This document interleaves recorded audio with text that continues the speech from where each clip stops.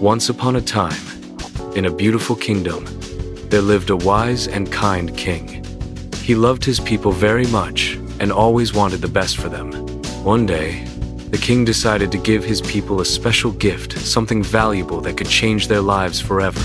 He ordered his ministers and advisors to find the most precious treasure in the land. The ministers traveled far and wide, searching for gold, jewels, or anything rare.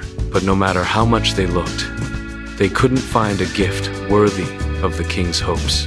Then, one day, a humble boy came to the king's court. He said, "Your Majesty, I can give you the most priceless gift that will bring peace and happiness to your kingdom." The king was surprised and asked, "What is this gift?"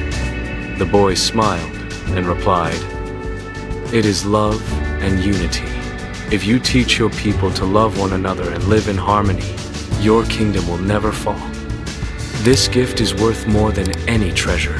The king understood the boy's wisdom. He began teaching his people the importance of love, peace, and brotherhood. Soon, the kingdom was filled with joy, kindness, and harmony. The king's priceless gift was love and unity, a treasure that made his kingdom prosperous forever.